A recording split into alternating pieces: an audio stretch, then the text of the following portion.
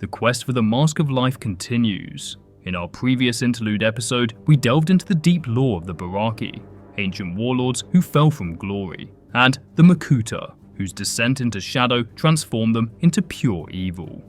But before that, we were following the valiant quest of the Toa Nuva and Toa Inika, who fought valiantly to save the Great Spirit Mata Nui and reclaim the Mask of Life. Today, we continue their heroic journey. Here's a quick recap to bring you up to speed. The Toa Nuva, guardians of Mata Nui's destiny, faced brutal defeats at the hands of Brutaka, a fallen titan of the Order of Mata Nui, and the Paraka, a band of treacherous former Dark Hunters with centuries of experience in defeating Toa. Hope arrived in the form of 6 noble Matoran who escaped the nightmarish realm of Karzani and arrived on Voya Nui in Toa canisters. Transformed by the mysterious Red Star into lightning-powered Toa Inika, they joined the fight against the Paraka. After fierce battles, cunning plans, and uneasy alliances, the Toa descended the 777 steps that led to the Mask of Life. Along the way, they faced titanic foes, trials of courage, and tests of ultimate sacrifice. In a climactic battle, the Toa Inika triumphed over Vezon, the mad guardian of the Ignika, and his beast, Kardas. They managed to remove the Ignika from Vezon's head, but their victory was fleeting. Just as Matoro prepared to don the mask and save the universe, the Ignika shot off into the ocean depths, straight into the clutches of the ancient and monstrous Barraki.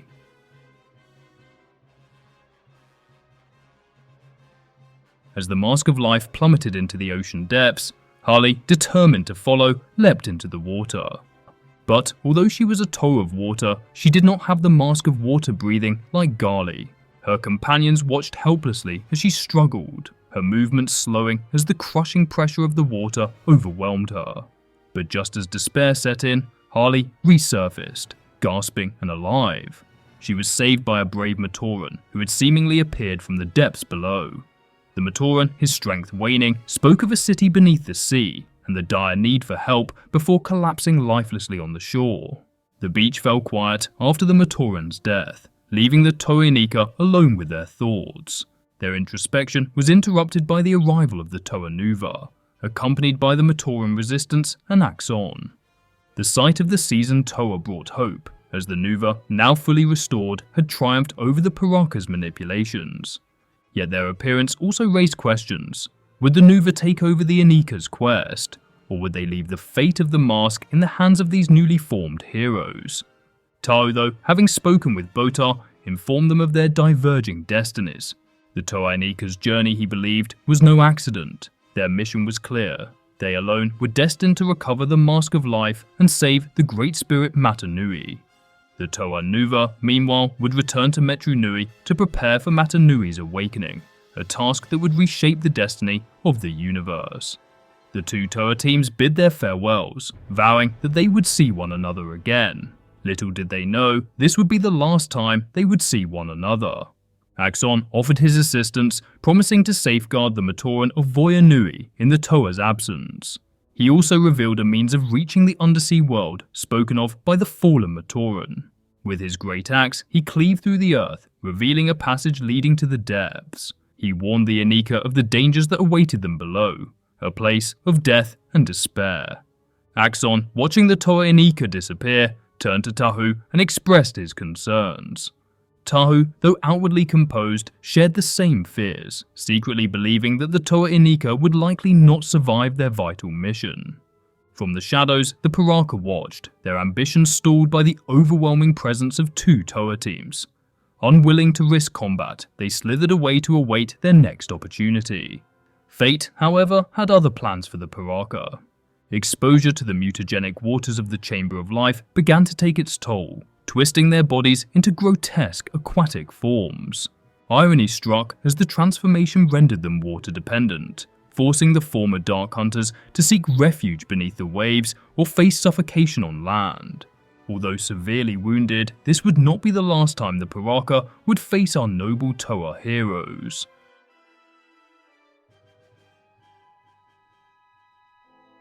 As the Toa undertook their new missions, a wisp of green-black smoke moved silently through the tunnels beneath Voya Nui.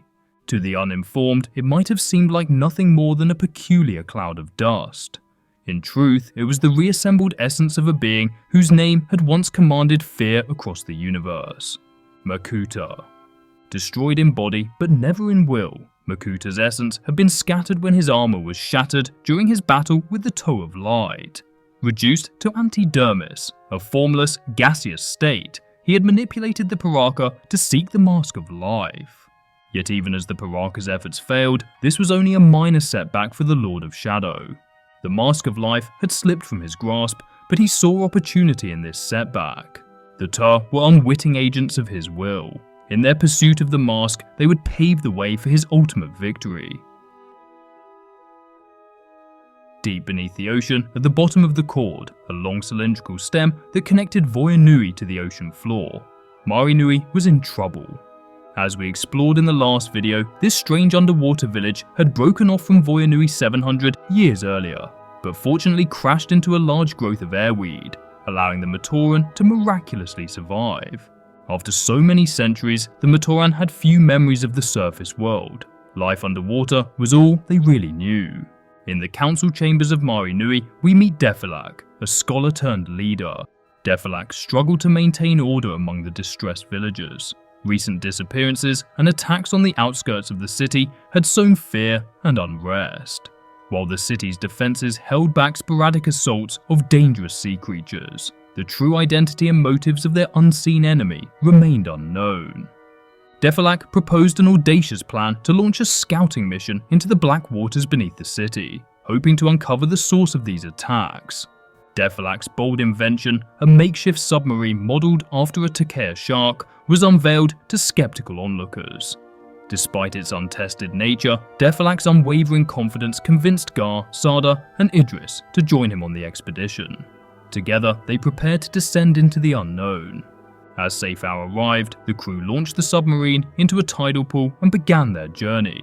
The craft sank steadily, its lightstones illuminating a world of stunning marine life and eerie shadows. Schools of fish swirled around them, while vegetation swayed gently in the currents.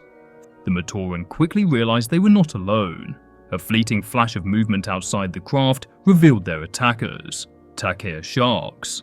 Lesovikk's attempts to maneuver the vehicle failed as more sharks appeared, battering the vessel relentlessly. Amid the chaos, a terrifying figure emerged. Humanoid, with a treacherous shark's features and a glint of intelligence in its predatory gaze. The Matoran realized with dread that they had found the answers they sought, but survival seemed far from certain. While Lesovikk and his team undertook their perilous mission, Kirex, a Matoran sentry, observed a glowing object descending toward the city. Driven by an unexplainable compulsion, she ventured beyond the air bubble to retrieve the artifact. What she found was no ordinary object. It was the legendary Konohi Mask of Life. As she swam through overgrown swimways, the plants began to move unnaturally, tangling around her and resisting her passage. Terrified, she fought to escape, slashing at the vegetation with her blade. Just as the plants threatened to overwhelm her, a Matoran named Dekar arrived and pulled her to safety. Together, they retreated into a nearby shelter, leaving the hostile flora behind. Dekar examined the mask, noticing a faint hairline crack along its surface. Though its significance was unclear, the artifact exuded a strange and unsettling aura. Kirex, now deeply unnerved, handed the mask to Dekar and quickly swam away. Dekar, left alone with the mask, dismissed her fears as exaggerated. He stowed the artifact in his pack, reasoning that it was just another mask, one that surely posed no real threat. Unbeknownst to the Matoran, the events surrounding the Mask of Life did not go unnoticed.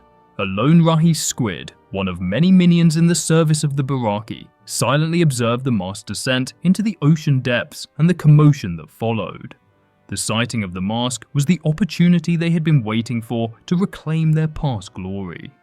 Unaware of the impending danger, Dekar embarked on his usual hunting routine, but his thoughts were interrupted by the appearance of a venom eel, an aggressive and highly venomous predator. The eel's unusual behavior troubled Dekar. It attacked with an intensity that was uncharacteristic of its kind. Despite landing 2 seemingly fatal strikes, Dekar watched in horror as the wounds regenerated instantly, Faced with an unkillable foe, he fled, only to encounter a far more alarming sight. A massive swarm of venom eels, thousands strong, moving as one toward Mari Nui. Unknown to Dekar, this army was being led by one of the Barraki, Lesovikk, his armies intent on claiming the Mask of Life from the underwater Matoran. As the eel army got closer, the Matoran scrambled to their positions. Dekar and the other Matoran fired countless air spheres at the advancing venom eels. Despite his perfect aim and the toxic effects slowing them momentarily, they always recovered and pushed forward. It was clear the Mask of Life was responsible, preventing anything from dying. Injuries healed, poison failed, and nature thrived unnaturally under its influence. Realizing he couldn't pass the burden to another, Dekar resolved to end it himself. If escape was impossible, the destruction of the mask was his only choice. During the ensuing battle, a massive claw clamped down on Kirex, dragging her toward the shadows. The creature responsible for Kirex's capture was none other than Karapar, another of the Barraki warlords. Kirex was dragged through dark tunnels by Karapar, her air running dangerously low. They reached a cavern where Takadox, a sinister figure with hypnotic eyes, awaited. Under his spell, Kirex revealed everything about the Mask of Life, her will overridden by his piercing gaze. Takadox realized the mask's power could free them from their underwater prison, but also understood the risk if it were lost. He ordered Karapar to halt Lesovikk's reckless attack on Mari Nui, fearing the city's destruction could cost them the mask. Reluctantly, Karapar agreed, and Kirex was returned to Mari Nui. Without waiting for an explanation, she fled, leaving Karapar to confront Lesovikk and his swarm of venom eels. Despite Lesovikk's defiance and painful electric shocks, Karapar used brute force to impose his will, compelling Lesovikk to call off his attack. Karapar, however, made his presence known to Mari Nui. He tore apart one of the Matoran's air launchers and openly threatened the defenders, boasting of his careless crab army occupying the fields of airweed. His ultimatum was clear: surrender the Mask of Life or face annihilation.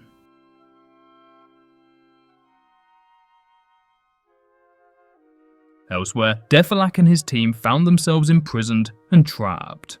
The four Matoran were forced into an undersea cave by the Takea sharks, trapped inside a shrinking bubble of air. Within the cave, the shark-like being who had orchestrated their capture studied them intently. Breaking the tense silence, the creature finally introduced himself as Pridak. Pridak wasted no time in demanding answers. He wanted a mask the Matoran knew nothing about. When their confusion became evident, his patience snapped. With terrifying speed, he seized Sada and hurled him into the open ocean. Pridak turned back to the remaining Matoran, his cold gaze unyielding. He gave them 1 minute to produce the mask, or face the same fate as their companion. Lesovikk, realizing the stakes, pretended to know the mask's location and offered to lead Pridak to it, hoping to buy time for his people.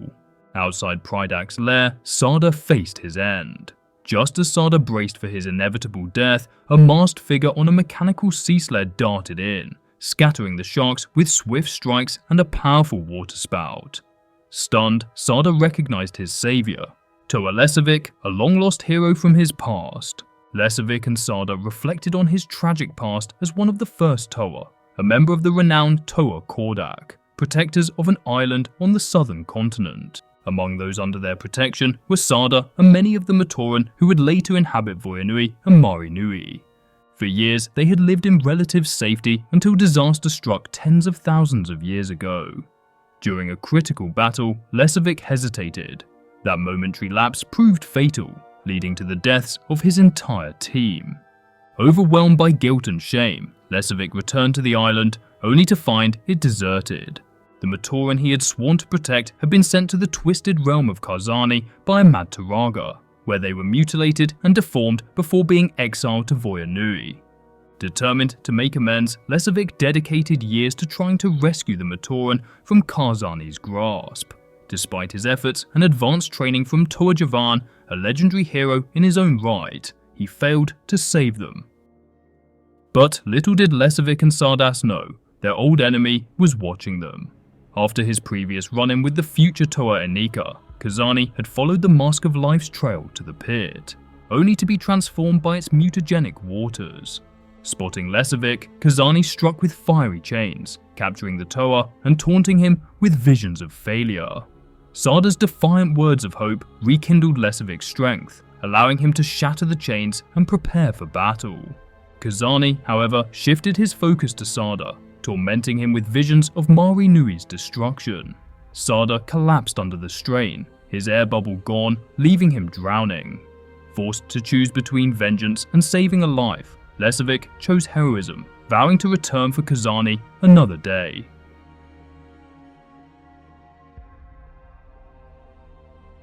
As Mari Nui reeled in chaos and Defolak attempted to buy time for his city, Kalma and Mantax lingered in the murky depths, grumbling about Prydak's latest command to gather for another meeting. Kalma's resentment simmered, the memory of Prydak gouging out one of his 3 eyes still fresh. Mantax, meanwhile, was content to bury himself in the seabed, more focused on his next meal than the whims of his fellow Barraki. Their complaints were abruptly interrupted when something golden caught their attention. A lone Matoran, Dekar, was swimming cautiously nearby, clutching an unusual Konohi mask that gleamed even in the dim waters. Intrigued, the 2 Barraki immediately gave chase, sensing the mask's significance. Dekar, aware of the pursuit, formulated a desperate plan. He would reach the safety of a cave and destroy the mask, ensuring it would not fall into such dangerous hands. He placed the mask on the ground and hefted a rock, preparing to shatter it. Yet, as he raised the rock for a decisive blow, the Barraki arrived, just moments too late to stop him. Neither Dekar nor the Barraki could have foreseen what happened next. The mask responded with a beam of energy that pierced the cave's depths, disappearing into the shadows. A massive, dark shape erupted from the cave. It was a venom eel larger than anything seen before. 300 feet long, its vast jaws capable of consuming an entire city. Kalma lay unconscious, while Dekar staggered back, momentarily stunned. The glowing mask of life pulsed in his grasp, and suddenly an overwhelming vision consumed him. In a cascade of images, Dekar was thrust into the ancient past, witnessing the birth of the universe itself. He saw the mask of life forged in a colossal furnace by the enigmatic great beings. Yet, what shook Dekar most was the revelation that the mask was sentient. It had a consciousness and will, capable of manipulating events and individuals to serve its inscrutable aims. Then came darker revelations. Dekar was shown the fate of a great being who had dared to touch the mask. The Inika had imbued him with its power, turning everything around him into living entities. Walls, tools, and air itself became sentient, screaming their desires and needs. Overwhelmed by this grotesque gift, but unable to die, the great being descended into madness, forcing his peers to imprison him. Finally, the mask's fear became clear to Dekar. The corrosive waters of the pit were eroding its structure, its very essence at risk of destruction. Dekar emerged from the vision trembling, overwhelmed by the enormity of what he had witnessed. Elsewhere, Defolak and Prydak turned their attention to the growing disturbance. Prydak froze, momentarily stunned by the monstrous venom eel. Its immense size and unrelenting fury were beyond anything he had encountered. Defolak, though equally shocked, seized the opportunity to flee. Prydak paid no heed to the Matoran's escape. His attention remained fixed on the creature's point of origin, a new realization dawning in his mind. Whatever had created this beast might hold the key to restoring him to what he once was. In Mari Nui, chaos reigned as the colossal venom eel began its rampage, drawn by the city's lights. Each dive brought the eel closer to obliterating the fragile settlement. Amid the turmoil, Defolak finally arrived back in Mari Nui. With the venom eel's sensitivity to light and movement in mind, he shattered every lightstone he could find, plunging Mari Nui into darkness. The venom eel, disoriented by the sudden darkness, grew restless. It lashed out, its enormous tail sending tremors through the sea floor. Elsewhere, Takadox also studied the colossal venom eel, his mind alight with ambition. For centuries, he had manipulated Karapar with ease, and now he saw an even greater opportunity. Takadox approached the behemoth, his hypnotic powers focused entirely on subduing it. The eel's immense eyes locked onto his, compelled by the unnatural force emanating from the Barraki. But the eel had other plans. Drawn by faint vibrations from the stone cord linking Toa Nui to the ocean depths, it turned its massive form toward the mysterious structure. Ignoring everything else in its path, the creature began circling the cord, sensing life and movement within. With Prydak and the others preoccupied with the giant eel, Elec saw an opportunity to scout Prydak's secret lair. Elec had long believed that one of the Barraki had betrayed them to the Brotherhood of Makuta during their failed uprising against Mata Nui. Seizing Karapar's claw, he dragged the protesting Barraki into the depths.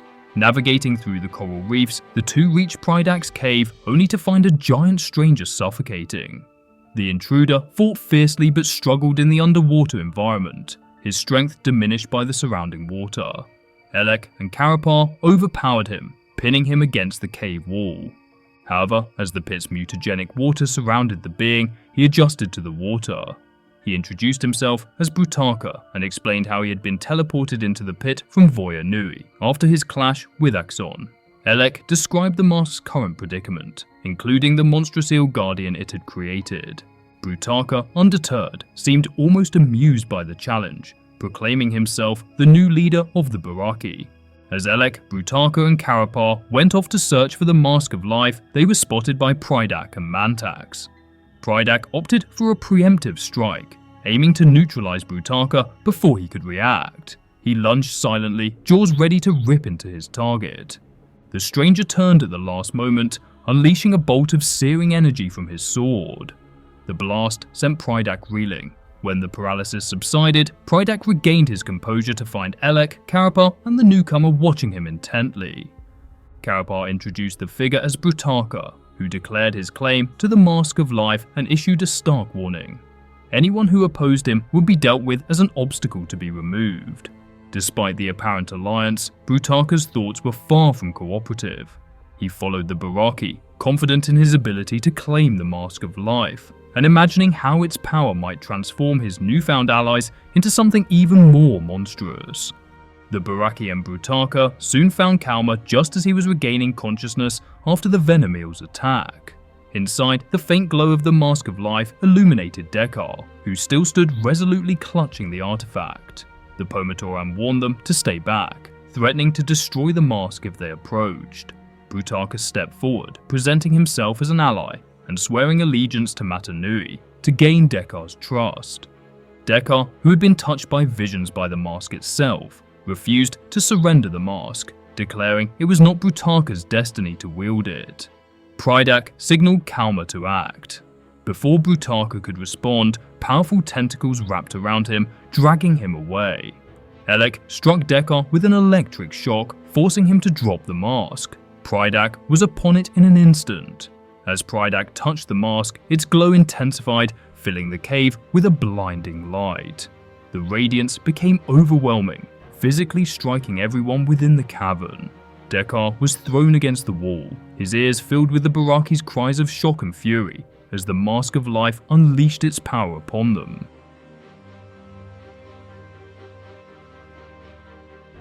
Meanwhile, the monstrous eel circled the stone cord above, tightening its coils and threatening to crush the passage.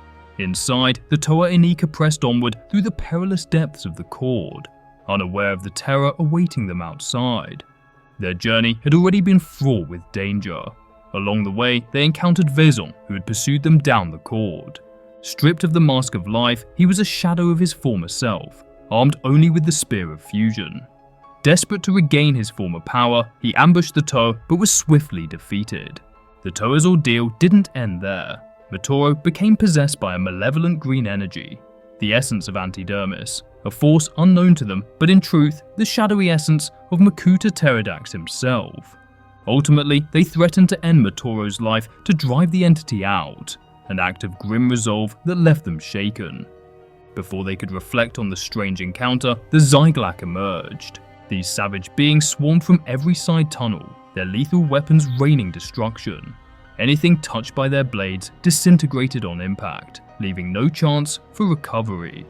The Toa fought desperately to defend themselves, their elemental powers barely holding the relentless assault at bay.